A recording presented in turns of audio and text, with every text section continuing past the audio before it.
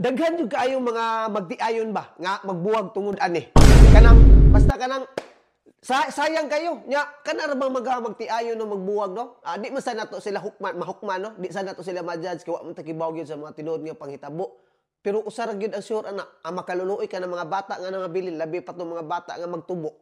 Nga way gitawag mama, way gitawag papa. Pero usa ta na isgutan nga no magbuwag man ang mga magtiayon. Usa kay mga posibleng rason no? Ako minyok man gyud ko. So may katungod siguro ko nga makaistorya po na nga usa kay mga rason, mga hinungdan nga mga magtiayon di magkasinabot, maabot yun sa punto nga magbuwag ba. Nya, usa pa din na nato padayon. Ako dis pobre.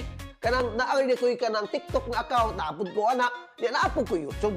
Nya kung okay ra nga makahangyo ko, mamalihog na lang po kong apil og laras ato kanang follow og subscribe no. Nya, salamat kay daan sa inyong pagkamayo ana.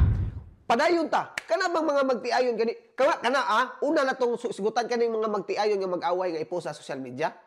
Usab ana. Ang akong asawa, emosyonal kayo nga pagkababae, pero gwapa kayo. Gwapa, siyempre, mga asawa dito ganang apikig now, apiki pagog now, yung mga asawa pagog apikig now, duha na may apiki. Ganon.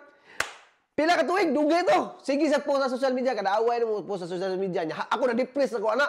Kaya mauwa ko ba? Pero, na-realize na ko, nga nung mauwa man ko, nga mo ang relasyon. Kung mabasa mo sa iya i-post, di maayo. Kung mapil-apil mo, di na po na maayo. Kaya out of the perimeter mo. So, mana nga, giunsa to na ko pag-handle. Ang akong gihaya ko, naanad din lang ko, gidawat lang lang ako. Akong isabot ang akong asawa. Diya, mo na yung comfort zone nga, iyang ipadayag dito para nga maulian siya. Ikaduha ka ng gitawag og mag-away sa kwarta.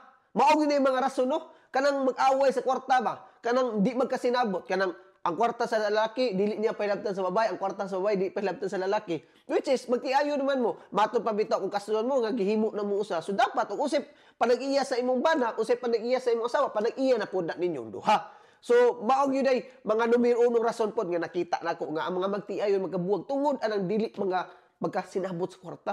Kaya naa mag-iuban, magtiayon, nga magminyo sila, kanang gitawag og dato ang babae o dato ang lalaki. Kung kisa ang dato sa duha, naagi na posibilidad nga i-underestimate ang usa.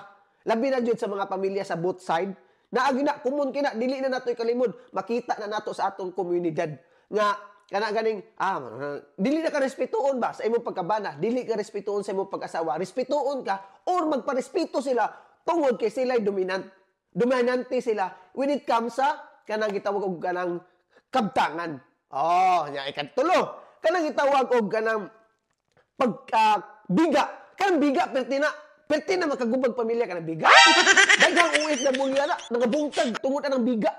Kanang biga o balihon na sa mga gitawag nato igsuon nato mga LGBTQ agib. Kanang agib pertina makagubag pamilya.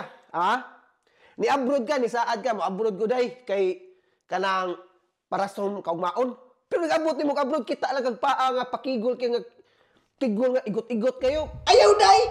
Init ni mo lawas, mutukar mo biga. Nalimot na ka nga nakang pamilya nga gibiyaan sa Pilipinas. Either, the same way, lalaking babae, wa ipili. Nay babae nga may anak, napoy laki may anak. Maog yun ay makaguba sa pamilya. Mauna siya nga mga rason nga akong nakita, kung naamoy ikapuno, i-comment lang sa ubos, kung usap ay mga rason ka, nganong ang pamilya, nganong ang magtiayon, magbuwag mong yun. Kami purya-buyag ka, Luis Ginoo, unsi na may katuig sa kong asawa nga minyo. Peting away, grabe, maabot sa social media. Kung ikaw, friend ka na ako sa akong personal account, makibaw ka. Nga mag-away mi sa kong asawa. Kaya akong asawa kaniya to, dili yun nagapugos. Hantod abot sa panahon, nga ako po daktak, ako po, mupost na po ko sa among away. Which is, recently, na-realize na ko, sakto na. Enough is enough. Dili na ni mausab. Nga no? Naamang ko'y maapektuhan. Nga, dili lang kami duha. Nami gitawag og mga anak. Kung ang mga anak magdako, labi na karon sa panahon nga social media, pati ang mga elementary na cellphone, makita, uy, yung mga magpapagabi, mag-away, no? Laing kay paminaw, di ba? Mao to nga, amo nag-istorya sa asawa nga, ali na lang. Bahala mo kung kasaban, bahala kasaban ka, dili lang yun na nato ko anon. Laro na ko ha? Ang pag-post sa social media, labi na sa mga magtiayon karon nga, magsigig niya post sa social media, dili na sayop. Kay inyo ham ng account, uusap pa, kamo man ang duha. Pero kung naay makisawsaw sa inyong mga problema, di na po na maayo. Mas mo worse, mas mudako ang problema. Mao na nga, Ang ako ra gyud ma-share ninyo, dili ni advice, dili ni tambag, or dili ni suggestion, kaya wa man ko'y labot sa inyong pagkatao, pero pwede din ninyo makuhaan og pagtulunan. Ang ako ra gyud ma-share ninyo, no? Sa kaluoy sa Ginoo, grabing away na mo sa asawa, grabing binilikasay, grabe gyud.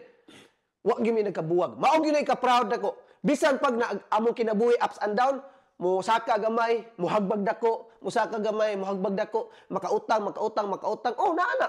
Pero pasalamat jud ko sa Ginoo nga hangtod karon ang akong asawa nga gidala at tubangan sa altar sa Ginoo. Mao gyud ang asawa ha, nga akong gikapuyo karon. Ngano? Naaman ang gugma. Naaman ang tinuod nga gugma sentro sa among relasyon, which is gugma ang pagtuo, ang paggugma sa bala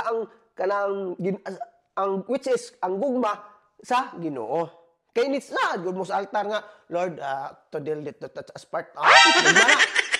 Mao na nga kung naam gani mo yung mga problema ron, kung bisag usapan na ninyong iaway, mas maayo ipasulbong, ipatigbabaw ang gugma, isip magtiayon. Mao gina. Nothing else. Wala dagdag, walang bawas, ug daghang salamat po, Pres Aussie here.